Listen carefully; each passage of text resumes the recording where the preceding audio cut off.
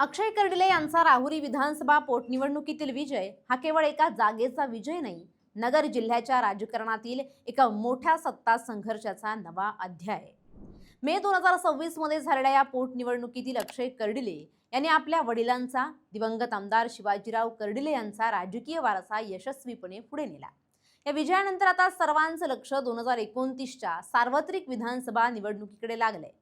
कर्डिले यांच्या पुढील आव्हानं आणि भविष्यातील राजकीय गणित अत्यंत गुंतागुंतीची असणार आहेत। राहुरीतला भविष्यातला नेमका गुंता काय पाहूयात या व्हिडिओतून।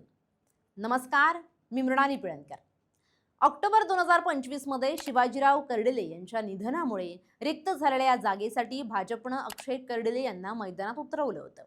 या निवडणुकीत महाविकास आघाडीचे प्रबळ उमेदवार प्राजक्त तनपुरे यांनी अनपेक्षितपणे माघार घेतल्यानं ही लढत काहीशी एकतर्फी झाली होती।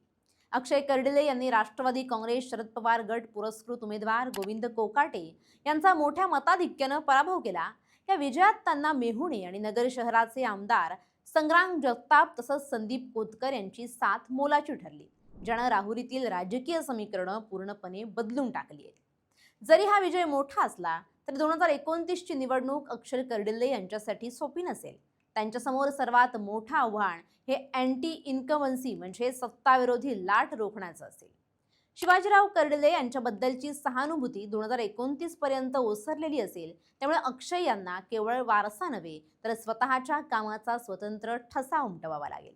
राहुरी मतदारसंघातील 80% पेक्षा जास्त मतदार हे ग्रामीण भागात आहेत, जिथे शेतीचे प्रश्न, विशेषतः मुळा धरणाचं पाणी आणि साखरेचं अर्थकारण नेहमीच निर्णायक ठरतं। दुसरे महत्त्वाचं आव्हान म्हणजे प्राजक्त तनपुरे यांची भविष्यातील भूमिका। या पोटनिवडणुकीत त्यांनी तांत्रिक कारणास्तव माघार घेतली असली तरी 2029ला ते अधिक तयारीनिशी मैदानात उतरण्याची शक्यता नाकारता येत नाही।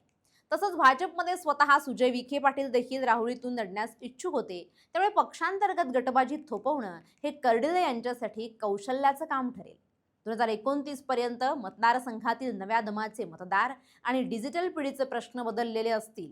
कर्डिले यांना केवळ पारंपरिक राजकारण करून चालणार नाही, तर तरुणांच्या रोजगाराचे प्रश्न आणि मतदारसंघातील पायाभूत सुविधांच्या विकासाचा ठोस आराखडा मांडावा लागेल। महायुतीमधील बदलत्या समीकरणांचा फटका किंवा फायदा थेट स्थानिक उमेदवाराला बसतो।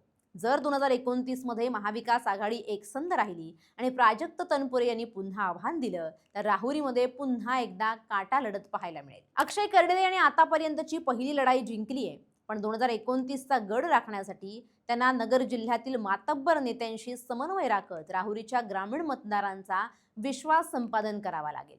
कर्डिले आणि विखे पाटील या दोन मोठ्या घराण्यांच्या संबंधांवरही 2029च्या निवडणुकीचा निकाल मोठ्या प्रमाणावर अवलंबून असेल। Bureau report, LS Marathi.